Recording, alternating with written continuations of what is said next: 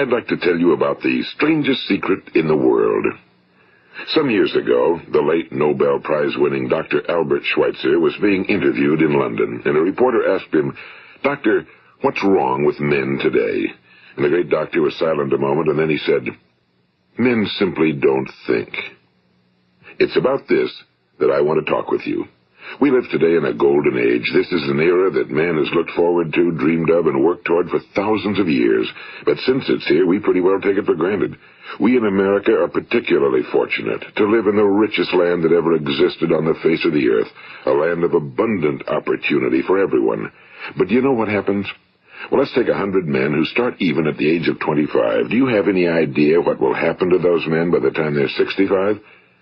These 100 men who all start even at the age of 25 believe they're going to be successful. If you ask any one of these men if he wanted to be a success, he'd tell you he did. And you'd notice that he was eager toward life, that there was a certain sparkle to his eye, an erectness to his carriage, and life seemed like a pretty interesting adventure to him. But by the time they're 65, 1 will be rich. 4 will be financially independent. 5 will still be working. 54 will be broke. Now think a moment. Out of the 100, only 5 make the grade. Now why do so many fail? What has happened to the sparkle that was there when they were 25? What's become of the dreams, the hopes, the plans? And why is there such a large disparity between what these men intended to do and what they actually accomplished? When we say about 5% achieve success, we have to define success. And here's the best definition I've ever been able to find. Success is the progressive realization of a worthy ideal. If a man is working toward a predetermined goal and knows where he's going, that man is a success. If he's not doing that, he's a failure. Success is the progressive realization of a worthy ideal.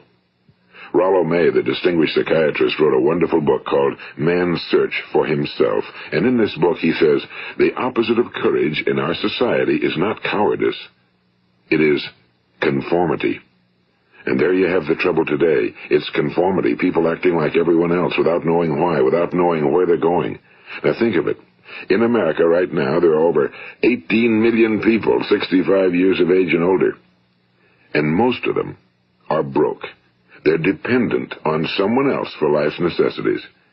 Now, we learn to read by the time we're 7. We learn to make a living by the time we're 25. Usually by that time, we're not only making a living, we're supporting a family. And yet by the time we're 65, we haven't learned how to become financially independent in the richest land that has ever been known. Why? We conform. And the trouble is that we're acting like the wrong percentage group, the 95 who don't succeed. Now, why do these people conform? Well, they really don't know. These people believe that their lives are shaped by circumstances, by things that happen to them, by exterior forces. They're outer-directed people. A survey was made one time that covered a lot of men, working men, and these men were asked, "Why do you work? Why do you get up in the morning?" 19 out of 20 had no idea. If you ask them, they'll say, well, everyone goes to work in the morning, and that's the reason they do it, because everyone else is doing it. Now let's get back to our definition of success. Who succeeds? The only person who succeeds is the person who is progressively realizing a worthy ideal.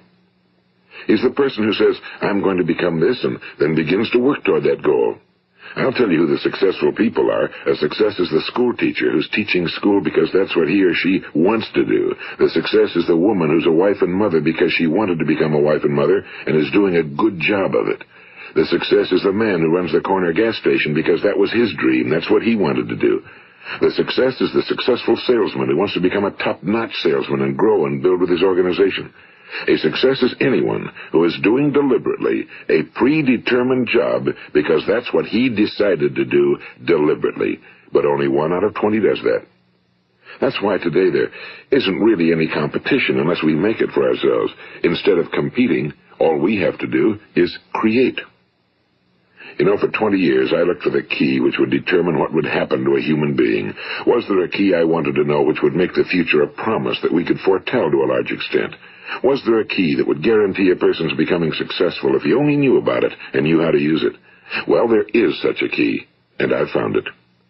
Have you ever wondered why so many men work so hard and honestly without ever achieving anything in particular, and others don't seem to work hard and yet seem to get everything?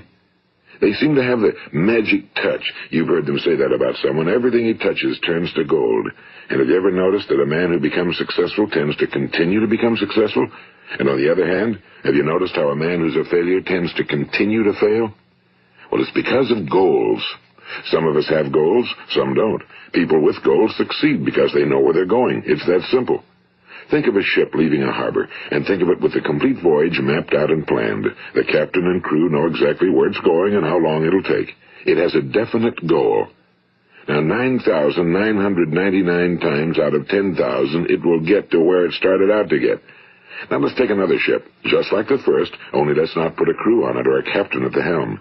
Let's give it no aiming point, no goal, no destination. We just start the engines and let it go.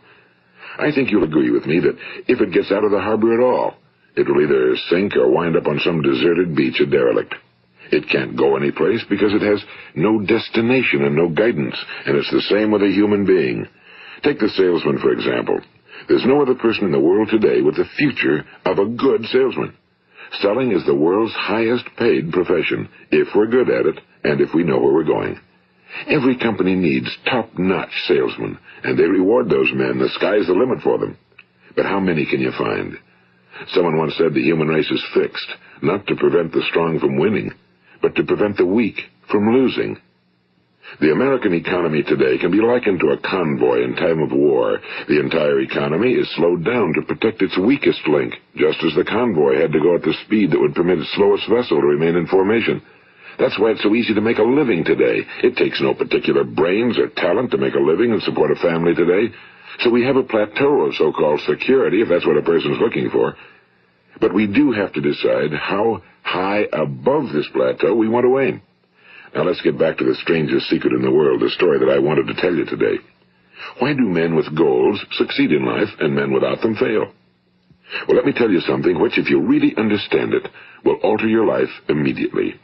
If you understand completely what I'm going to tell you from this moment on, your life will never be the same again. You will suddenly find that good luck just seems to be attracted to you. The things you want just seem to fall in line, and from now on you won't have the problems, the worries, the gnawing lump of anxiety that perhaps you've experienced before. Doubt, fear, well, they'll be things of the past. Here's the key to success and the key to failure. We become what we think about. Now let me say that again. We become what we think about. Throughout all history, the great wise men and teachers, philosophers and prophets have disagreed with one another on many different things. It's only on this one point that they are in complete and unanimous agreement. Listen to what Marcus Aurelius, the great Roman emperor, said. A man's life is what his thoughts make of it. Disraeli said this. Everything comes if a man will only wait.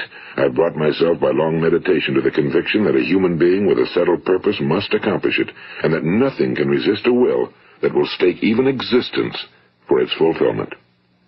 Ralph Waldo Emerson said this, a man is what he thinks about all day long. William James said, the greatest discovery of my generation is that human beings can alter their lives by altering their attitudes of mind.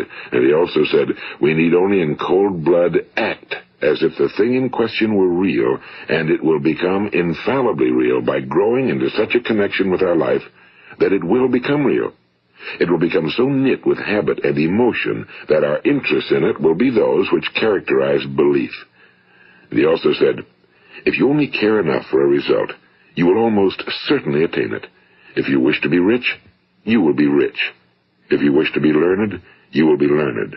If you wish to be good, you will be good. Only you must then really wish these things, and wish them exclusively, and not wish at the same time 100 other incompatible things just as strongly. In the Bible, you read in Mark 9:23, if thou canst believe, all things are possible to him that believeth. My old friend Dr. Norman Vincent Peale put it this way, this is one of the greatest laws in the universe. Fervently do I wish I had discovered it as a very young man. It dawned upon me much later in life, and I found it to be one of the greatest, if not my greatest discovery outside of my relationship to God. The great law, briefly and simply stated, is that if you think in negative terms, you will get negative results. If you think in positive terms, you will achieve positive results. That is the simple fact, he went on to say, which is at the basis of an astonishing law of prosperity and success. In 3 words, believe and succeed. William Shakespeare put it this way: our doubts are traitors and make us lose the good we oft might win by fearing to attempt. George Bernard Shaw said, people are always blaming their circumstances for what they are. I don't believe in circumstances. The people who get on in this world are the people who get up and look for the circumstances they want, and if they can't find them, make them. Well, that's pretty apparent, isn't it? And every person who discovered this for a while believed that he was the first one to work it out. We become what we think about.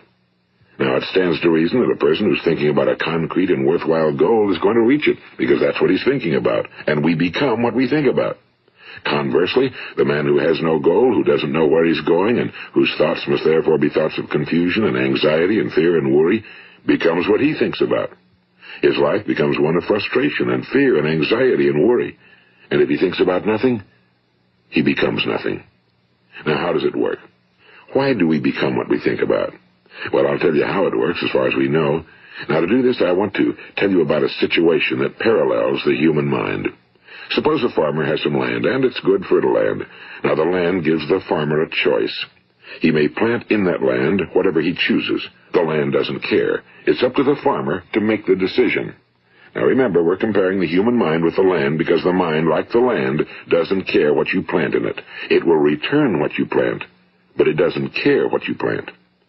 Now, let's say that the farmer has 2 seeds in his hand. One is a seed of corn. The other is nightshade, a deadly poison. He digs 2 little holes in the earth, and he plants both seeds, one corn, the other nightshade. He covers up the holes, waters, and takes care of the land, and what will happen? Invariably, the land will return what's planted. As it's written in the Bible, as ye sow, so shall ye reap. Now remember, the land doesn't care. It'll return poison in just as wonderful abundance as it will corn. So up come the 2 plants, one corn, one poison. Now, the human mind is far more fertile, far more incredible and mysterious than the land, but it works the same way. It doesn't care what we plant. Success, failure. A concrete, worthwhile goal, or confusion. Misunderstanding, fear, anxiety, and so on. But what we plant, it must return to us. You see, the human mind is the last great unexplored continent on Earth. It contains riches beyond our wildest dreams. It will return anything we want to plant. Now, you might say, well, if that's true, why don't people use their minds more? Well, I think they figured out an answer to that one, too. Our mind comes as standard equipment at birth. It's free, and things that are given to us for nothing we place little value on. Things that we pay money for, we value. The paradox is that exactly the reverse is true. Everything that's really worthwhile in life came to us free. Our minds, our souls, our bodies, our hopes, our dreams, our ambitions, our intelligence, our love of family and children and friends and country, all these priceless possessions are free. But the things that cost us money are actually very cheap and can be replaced at any time. A good man can be completely wiped out and make another fortune. He can do that several times. Even if our home burns down, we can rebuild it. But the things we got for nothing, we can never replace. The human mind isn't used because we take it for granted. Familiarity breeds contempt. It can do any kind of job we assign to it, but generally speaking, we use it for little jobs instead of big, important ones. Universities have proved that most of us are operating on about 10% or less of our abilities. So decide now, what is it you want? Plant your goal in your mind. It's the most important decision you ever make in your entire life. What is it you want? Do you want to be an outstanding salesman? A better worker at your particular job? Do you want to go places in your company? In your community? Do you want to get rich? All you've got to do is plant that seed in your mind, care for it, work steadily toward your goal, and it will become a reality. It not only will, there's no way that it cannot. You see, that's a law, like the laws of Sir Isaac Newton, the laws of gravity. If you get on top of a building and jump off, you'll always go down. You'll never go up, and it's the same with all the other laws of nature. They always work. They're inflexible. Think about your goal in a relaxed, positive way. Picture yourself in your mind's eye as having already achieved this goal. See yourself doing the things you will be doing when you've reached your goal. Ours has been called the phenobarbital age, the age of ulcers and nervous breakdowns and tranquilizers, at a time when medical research has raised us to a new plateau of good health and longevity. Far too many of us worry ourselves into an early grave trying to cope with things in our own little personal ways without learning a few great laws that will take care of everything for us. These things we bring on ourselves through our habitual way of thinking. Every one of us is the sum total of his own thoughts. He is where he is because that's exactly where he really wants to be, whether he'll admit that or not. Each of us must live off the fruit of his thoughts in the future, because what you think today and tomorrow, next month and next year, will mold your life and determine your future. You're guided by your mind. I remember one time I was driving through eastern Arizona, and I saw one of those giant earth-moving machines roaring along the road at about 35 miles an hour with what looked like 30 tons of dirt in it. A tremendous, incredible machine, and there was a little man perched way up on top with the wheel in his hands guiding it. And as I drove along, I was struck by the similarity of that machine to the human mind. Just suppose you're sitting at the controls of such a vast source of energy. Are you going to sit back and fold your arms and let it run itself into a ditch? Or are you going to keep both hands firmly on the wheel and control and direct this power to a specific, worthwhile purpose? It's up to you. You're in the driver's seat. You see, the very law that gives us success is a two-edged sword. We must control our thinking. The same rule that can lead a man to a life of success, wealth, happiness, and all the things he ever dreamed of for himself and his family. That very same law can lead him into the gutter. It's all in how he uses it, for good or for bad.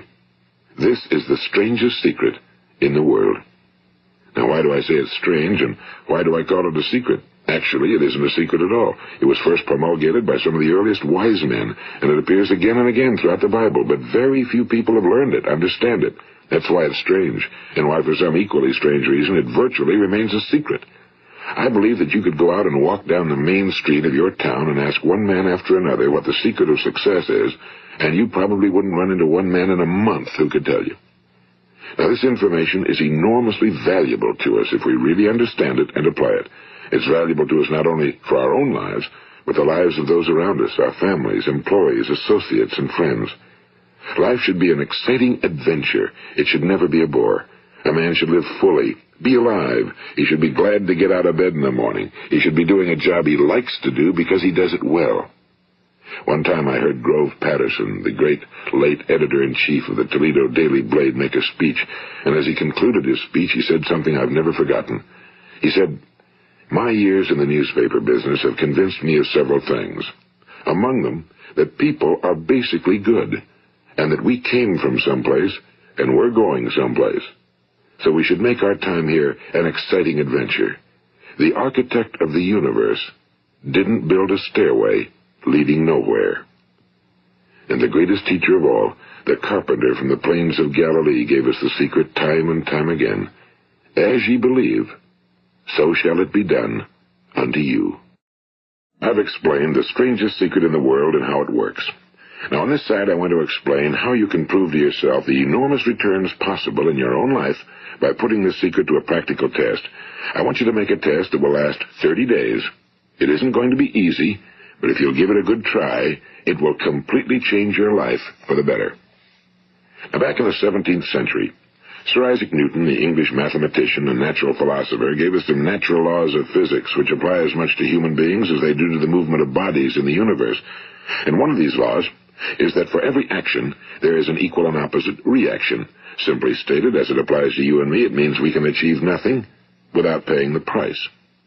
The results of your 30-day experiment will be in direct proportion to the effort you put forth.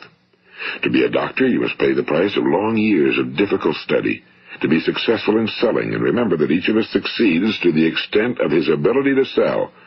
Selling our families on our ideas, selling education in schools, selling our children on the advantages of living the good and honest life, selling our associates and employees on the importance of being exceptional people.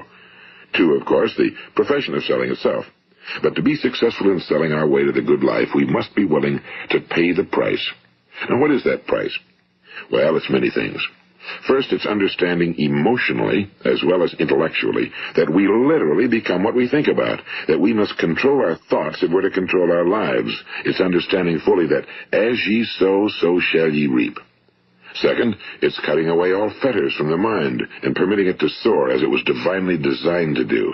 It's the realization that your limitations are self-imposed and that the opportunities for you today are enormous beyond belief. It's rising above narrow-minded pettiness and prejudice. And third, it's using all your courage to force yourself to think positively on your own problem, to set a definite and clearly defined goal for yourself, to let your marvelous mind think about your goal from all possible angles, to let your imagination speculate freely upon many different possible solutions, to refuse to believe that there are any circumstances sufficiently strong to defeat you in the accomplishment of your purpose, to act promptly and decisively when your course is clear, and to keep constantly aware of the fact that you are, at this moment, standing in the middle of your own acres of diamonds, as Russell Conwell used to point out. And fourth, save at least 10% of every dollar you earn.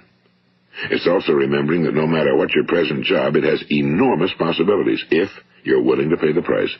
Now let's just go over the important points in the price each of us must pay to achieve the wonderful life that can be ours. It is, of course, worth any price. 1. You will become what you think about. 2. Remember the word imagination and let your mind begin to soar. 3. Courage. Concentrate on your goal every day. 4. Save 10% of what you earn. And 5. Action. Ideas are worthless unless we act on them. Now, I'll try to outline the 30-day test I want you to make. Keep in mind that you have nothing to lose by making this test and everything you could possibly want to gain. There are 2 things that may be said of everyone. Each of us wants something, and each of us is afraid of something. I want you to write on a card what it is you want more than anything else. It may be more money. Perhaps you'd like to double your income or make a specific amount of money. It may be a beautiful home. It may be success at your job. It may be a particular position in life. It could be a more harmonious family. Each of us wants something. Now write down on your card specifically what it is you want. Make sure it's a single goal and clearly defined. You needn't show it to anyone, but carry it with you so that you can look at it several times a day. Think about it in a cheerful, relaxed, positive way each morning when you get up, and immediately you have something to work for, something to get out of bed for, something to live for. Look at it every chance you get during the day and just before going to bed at night. And as you look at it, remember that you must become what you think about, and since you're thinking about your goal, you realize that soon it will be yours. In fact, it's yours really the moment you write it down and begin to think about it. Look at the abundance all around you as you go about your daily business. You have as much right to this abundance as any other living creature. It's yours for the asking. Now we come to the difficult part. Difficult because it means the formation of what is probably a brand new habit, and new habits are not easily formed. Once formed, however, it will follow you for the rest of your life. Stop thinking about what it is you fear. Each time a fearful or negative thought comes into your consciousness, replace it with a mental picture of your positive and worthwhile goal. And there will come times when you'll feel like giving up. It's easier for a human being to think negatively than positively. That's why only 5% are successful. You must begin now to place yourself in that group. For 30 days, you must take control of your mind. It will think about only what you permit it to think about. Each day for this 30-day test, do more than you have to do. In addition to maintaining a cheerful, positive outlook, give of yourself more than you've ever done before. Do this knowing that your returns in life must be in direct proportion to what you give. The moment you decide on a goal to work toward, you're immediately a successful person. You are then in that rare and successful category of people who know where they're going. Out of every 100 people, you belong to the top 5. Don't concern yourself too much with how you're going to achieve your goal. Leave that completely to a power greater than yourself. All you have to do is know where you're going. The answers will come to you of their own accord and at the right time. Remember these words from the Sermon on the Mount, and remember them well. Keep them constantly before you this month of your test. Ask, and it shall be given you. Seek, and ye shall find. Knock, and it shall be opened unto you. For every one that asketh receiveth, and he that seeketh findeth, and to him that knocketh it shall be opened. It's as marvelous and as simple as that. In fact, it's so simple that in our seemingly complicated world, it's difficult for an adult to understand that all he needs is a purpose and faith. For 30 days, do your very best. If you're a salesman, go at it as you've never done before, not in a hectic fashion, but with the calm, cheerful assurance that time well spent will give you the abundance in return you deserve and want. If you're a homemaker, devote your 30-day test to completely giving of yourself without thinking about receiving anything in return, and you'll be amazed at the difference it makes in your life. No matter what your job, do it as you've never done it before for 30 days. And if you've kept your goal before you every day, you'll wonder and marvel at this new life you've found. Dorothea Brand, the outstanding editor and writer, discovered it for herself and tells about it in her fine book, Wake Up and Live. Her entire philosophy is reduced to the words, act as though it were impossible to fail. She made her own test with sincerity and faith, and her entire life was changed to one of overwhelming success. Now, you make your test for 30 full days. Don't start your test until you've made up your mind to stick with it. You see, by being persistent, you're demonstrating faith. Persistence is simply another word for faith. If you didn't have faith, you'd never persist. If you should fail during your first 30 days, by that I mean suddenly find yourself overwhelmed by negative thoughts, you've got to start over again from that point and go 30 more days.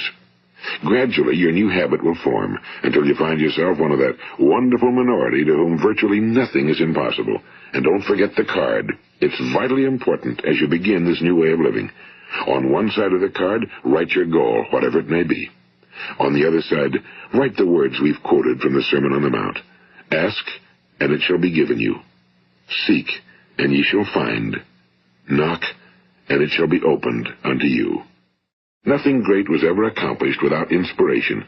See that during these crucial first 30 days, your own inspiration is kept at a peak.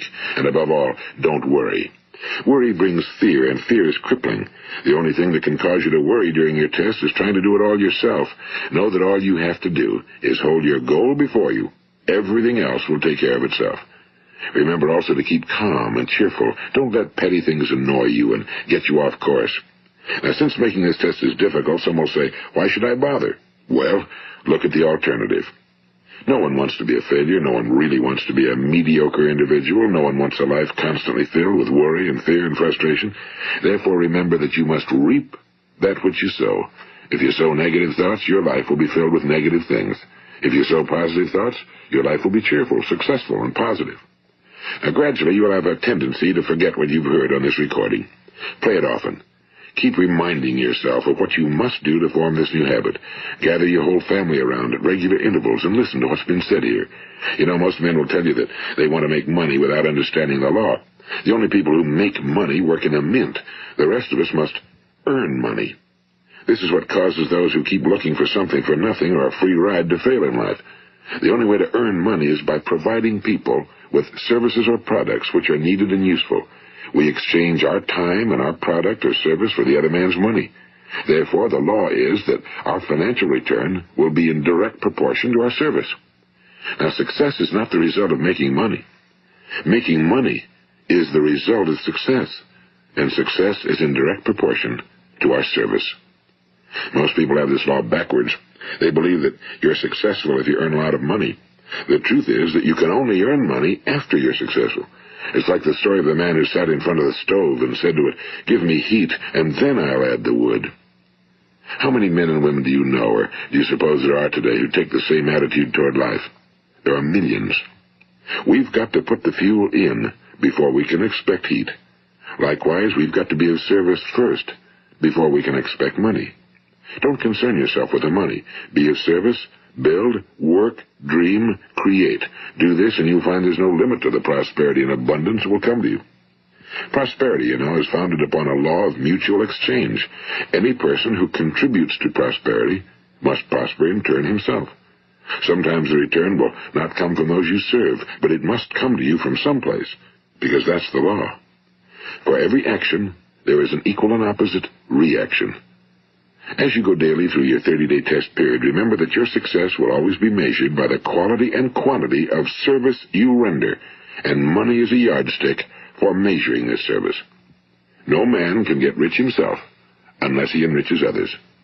Now, there are no exceptions to a law. You can drive down any street in America and from your car estimate the service that's being rendered by the people living on that street. Had you ever thought of this yardstick before? It's interesting. Some, like ministers and priests and other devoted people, measure their returns in the realm of the spiritual, but again, their returns are equal to their service. Once this law is fully understood, any thinking person can tell his own fortune. If he wants more, he must be of more service to those from whom he receives his return. If he wants less, he has only to reduce his service. This is the price you must pay for what you want. If you believe you can enrich yourself by deluding others, you can end only by deluding yourself. It may take some time, but just as surely as you breathe, you'll get back what you put out. Don't ever make the mistake of thinking you can avert this. It's impossible. The prisons and the streets where the lonely walk are filled with people who tried to make new laws just for themselves. We may avoid the laws of man for a while, but there are greater laws that cannot be broken. An outstanding medical doctor recently pointed out 6 steps that will help you realize success. 1. Set yourself a definite goal. 2. Quit running yourself down. 3. Stop thinking of all the reasons why you cannot be successful and instead think of all the reasons why you can. 4. Trace your attitudes back through your childhood and try to discover where you first got the idea you couldn't be successful, if that's the way you've been thinking. 5. Change the image you have of yourself by writing out a description of the person you would like to be. And 6. Act the part of the successful person you have decided to become. The doctor who wrote those words is a noted West Coast psychiatrist, Dr. David Harold Fink. Do what the experts since the dawn of recorded history have told you must do. Pay the price by becoming the person you want to become. It's not nearly as difficult as living unsuccessfully. Make your 30-day test, then repeat it again, and each time it will become more a part of you until you'll wonder how you could ever have lived any other way. Live this new way, and the floodgates of abundance will open and pour over you more riches than you may have dreamed existed. Money? Yes, lots of it. But what's more important, you'll have peace. You'll be in that wonderful minority who lead calm, cheerful, successful lives. Start today. You have nothing to lose, but you have a whole life to win. This is Earl Nightengale, and thank you.